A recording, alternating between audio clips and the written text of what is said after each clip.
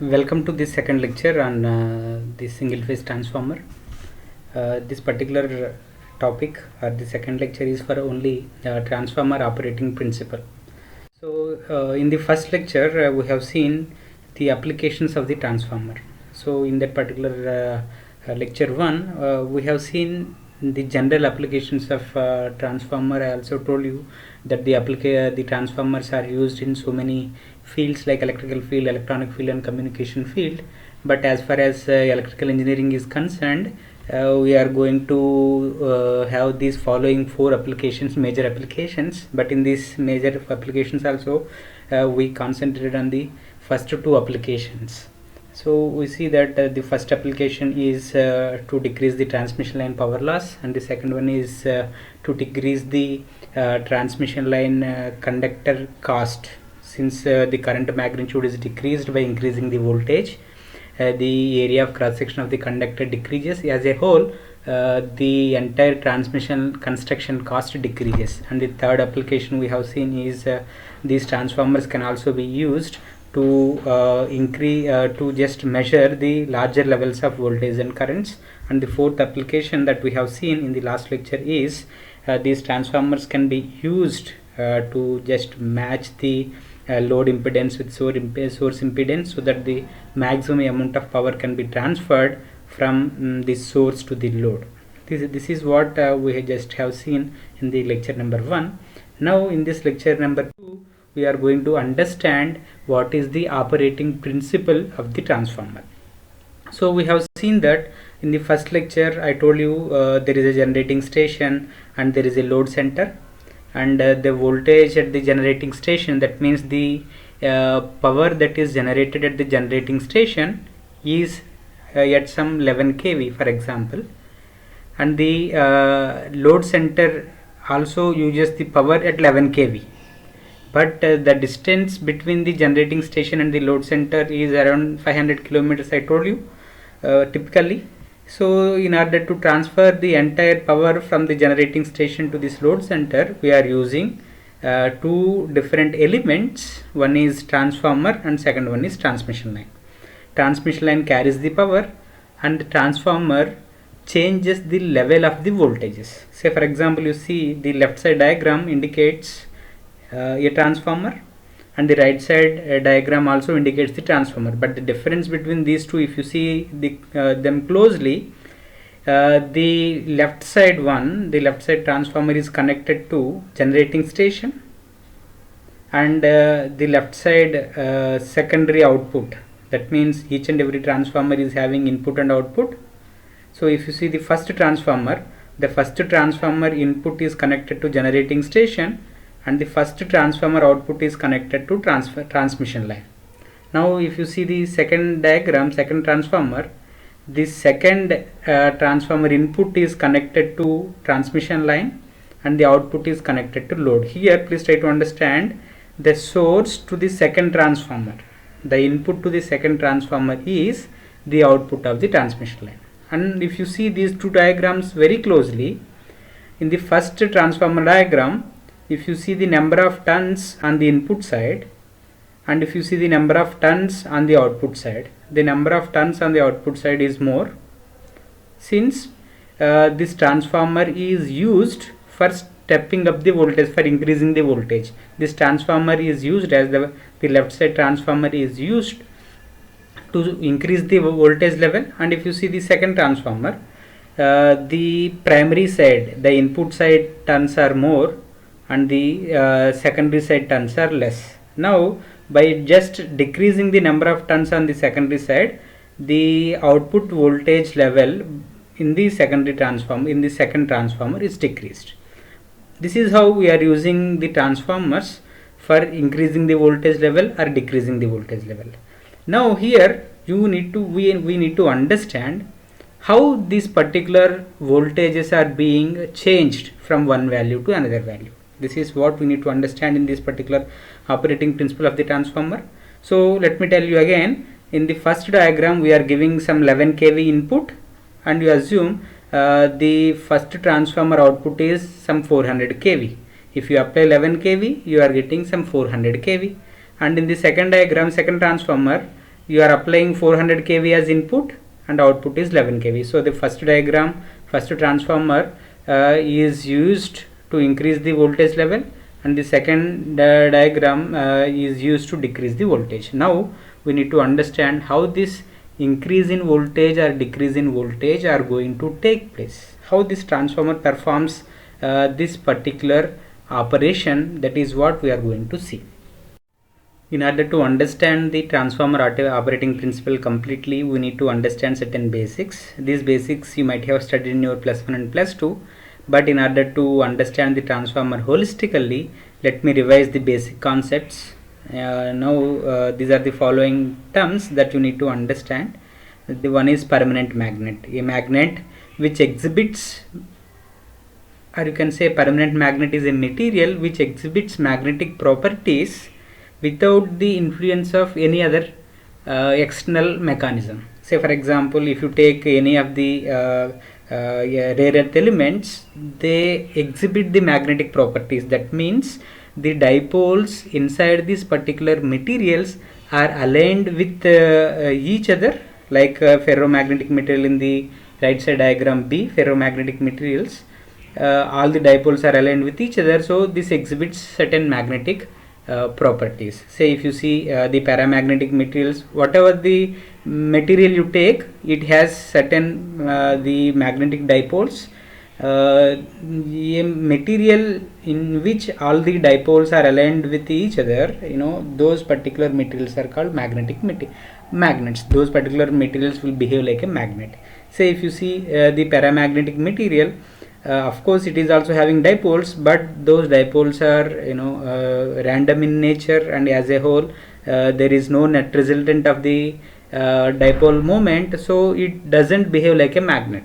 If you see the second one, ferromagnetic material, all the dipoles are aligned with each other, so it behaves like very strong magnet. And if you see antiferromagnetic, the dipoles are aligned with each other in both the direction and its opposite direction also. As a whole, it is not going to exhibit any magnetic property. The magnetic field is zero here. In case of ferromagnetic material, you can see in one direction there is a huge amount of magnetic dipoles, and the second one is having in the opposite direction, it has some less amount of magnetic dipoles. So as a whole, it also exhibits certain resultant magnetic behavior. So what I am trying to say here is the permanent magnetic materials, or the permanent magnet is a material which exhibits the behavior of magnet without the help of any external mechanism. It is naturally available and it behaves like a magnet. So this is permanent magnet, and you have one more magnet called electromagnet. So this electromagnet will behave like a magnet as long as there is external mechanism. Say for example, if you see the first diagram, there is a coil. The coil is wound on a magnetic material, and this coil is supplied a DC supply. Plus is positive supply and minus is negative supply.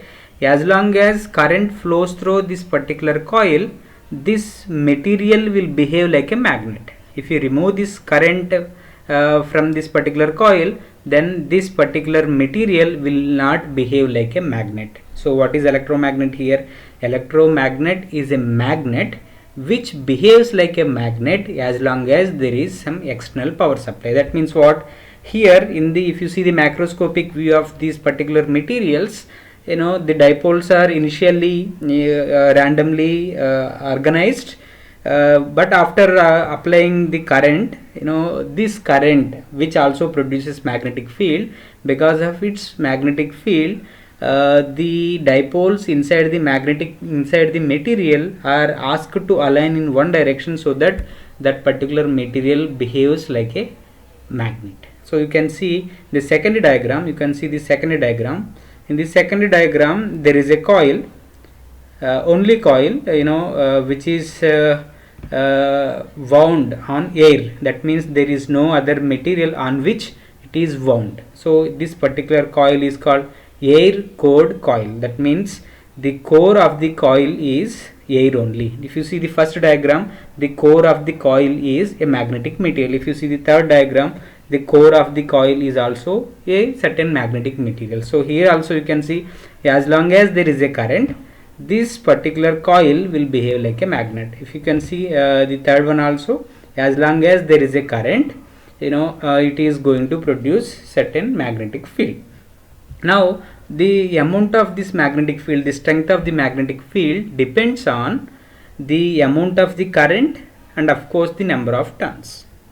And if the amount of current is more, if you apply 10 amperes, it is going to produce certain magnetic field. If you apply 15 amperes, it is going to produce certain magnetic field. Now this 15 amperes magnetic field is of course greater than the 10 ampere magnetic field. So here you can also send AC current also here and DC current also here. In both ways you can produce electromagnet. But the difference is, if you send the DC current, since DC current doesn't change its magnitude with respect to time, the established magnetic field is constant. It is not going to change its orientation.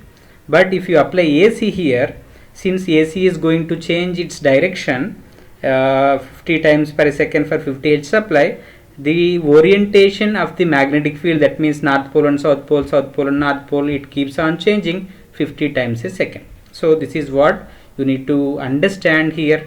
In case of electromagnet, this behaves like a magnet as long as there is a current, and this current can be DC current as well as AC current.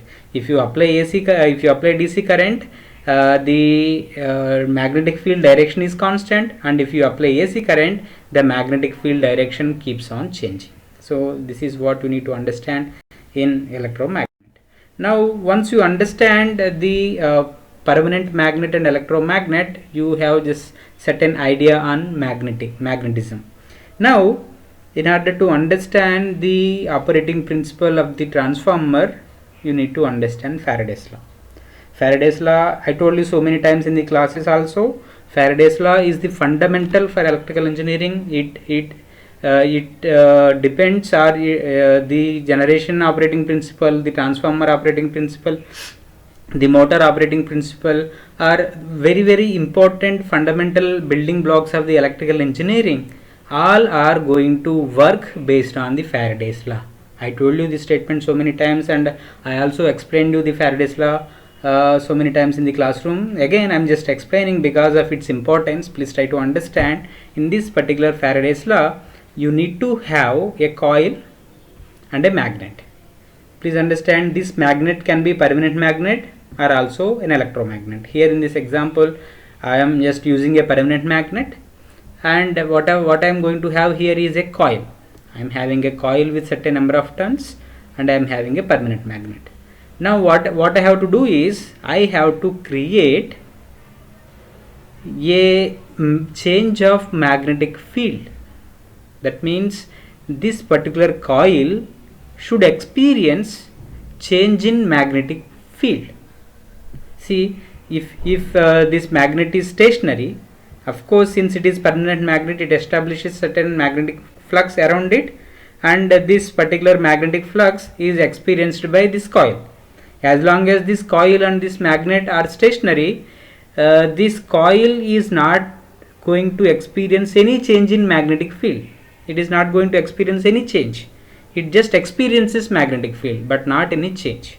But according to Faraday's law, what we have to generate is, if we create, or if a coil experiences change of magnetic field or change of magnetic flux, an EMF is induced. Please try to understand, EMF is going to be induced, not the current.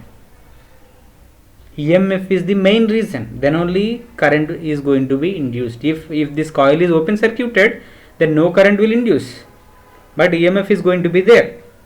That is why Faraday's statement says that if a conductor experiences, a conductor, not a semiconductor, not an insulator, if a conductor experiences change of magnetic flux, then an EMF, not current, an EMF is going to be induced across the coil, and you can see the induced EMF is directly proportional to Of course, the magnetic field strength here, in case of small magnet, if you place very large magnet, then also the induced EMF is going to more.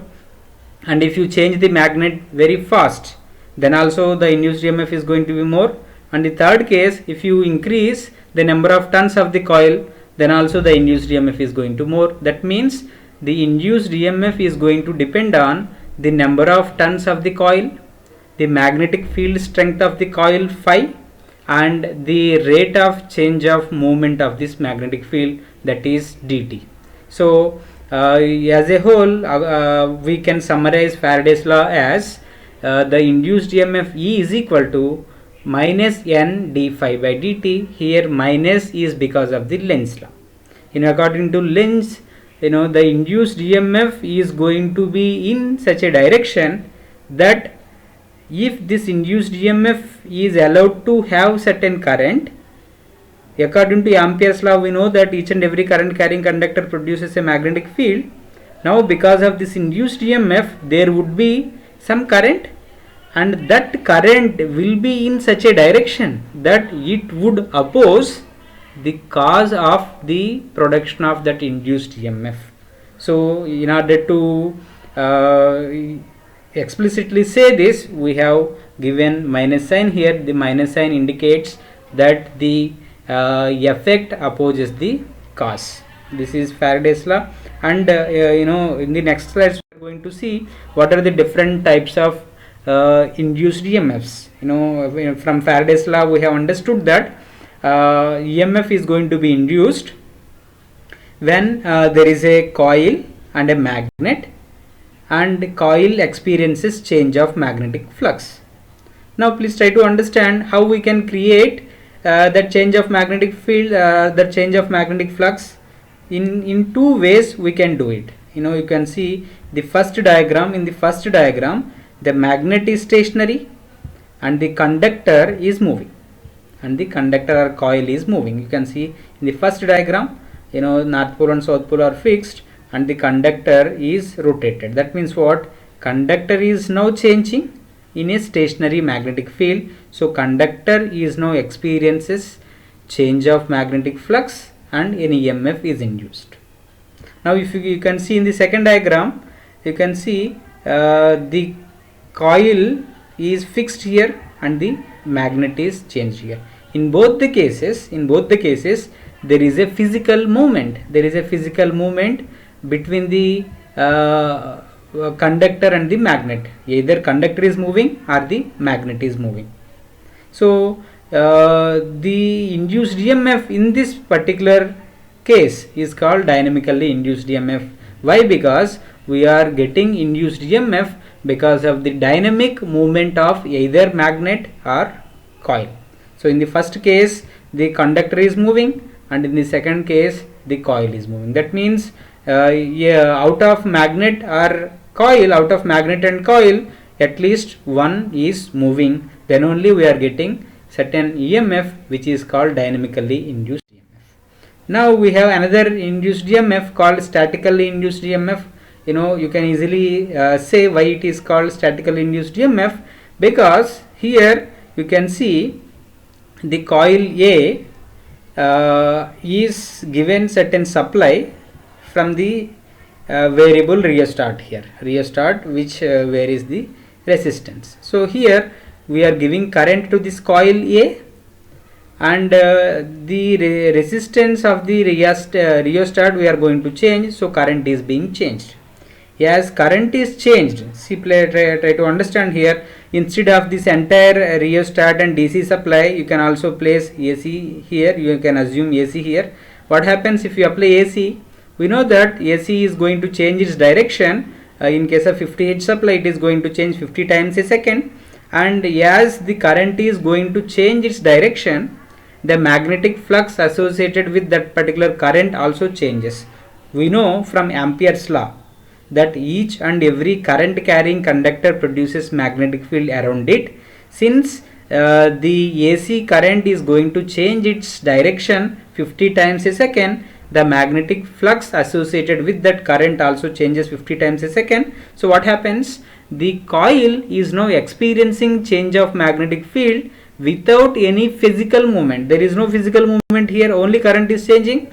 So in case of dynamically induced EMF, you can easily understand that there is a physical movement, either conductor is moving or the magnet is moving, but here nobody is moving, but without movement we are able to change the magnetic field. So because of this change of magnetic field, EMF is induced. This type of EMF is called statically induced EMF.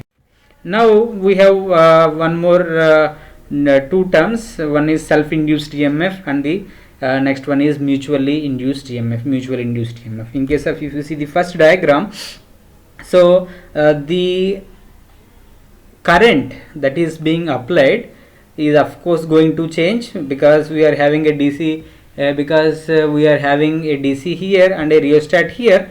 The rheostat is going to change its value, so current magnitude is also going to change its value. So the magnetic field associated with that current is also going to change its value. So what happens in case of self-induced EMF? An EMF is going to induced across the coil, because of the change of the current in that particular coil only. So current is also changed in that coil only, and EMF is also going to be induced across that coil only. That means this type of EMF is also called reaction EMF. We are going to understand this in due course of time, but for time being you try to understand self-induced EMF is an EMF induced in a coil because of the change of the magnetic flux associated with that particular coil only. That is self-induced EMF. And if you see the mutual induced EMF in the second diagram, you are applying AC current to the coil 1 and you can observe induced EMF in the second coil by using a voltmeter or a galvanometer, as you can see here. So that means you are changing the current in the coil 1 and you are getting EMF in the second coil. That means the EMF induced in the second coil is because of the change of the current in the first coil. So this type of induced EMF is called mutually induced EMF. So now, having understood these Faraday's law, self-induced EMF and mutual induced EMF, what is statically induced EMF, dynamically induced EMF, now we can easily understand the operating principle of the transformer. So now from this diagram you can see for the transformer, I told you as of now the transformer means you can assume as two coils. One is the primary coil and the second one is the secondary coil. Primary coil is a coil which is connected to source, and secondary coil is a coil which is connected to load. So here how can you understand what do you mean by source and what do you mean by load? Take the example of transformer in the generating station in our first lecture. So the primary coil is a coil which is connected to the generator, and the secondary coil is a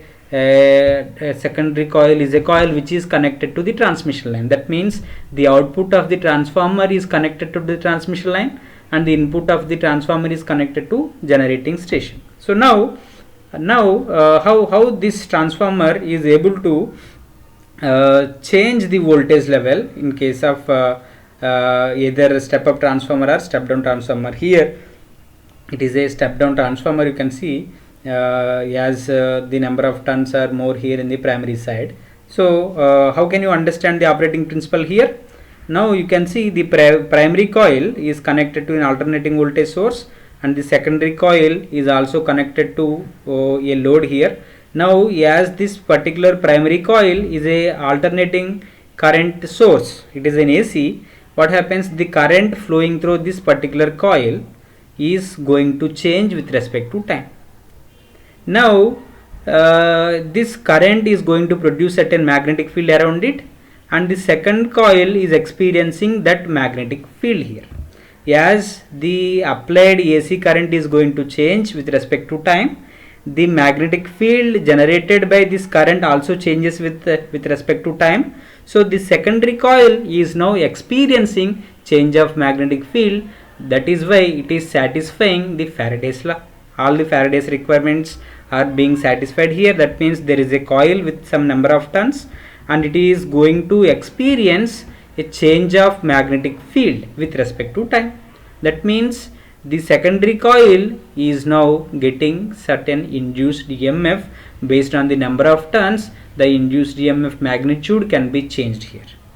This is how the transformer is going to change the values of the voltages from one value to another value. Suppose if you want more voltage than the primary voltage, what we have to do is we have to keep more number of turns in the secondary. That means the output voltage is greater than the input voltage. So this type of transformer is called step up transformer. And if you want less voltage compared to the primary voltage, you keep less number of turns in the secondary, so the output voltage is less than the primary voltage. So this type of transformer is called this step down transformer. But one more important point you need to understand here is, whatever the magnetic field that is generated by the primary is not going to link with secondary, because there is no magnetic material between the primary and the secondary. There is only simply air, atmosphere.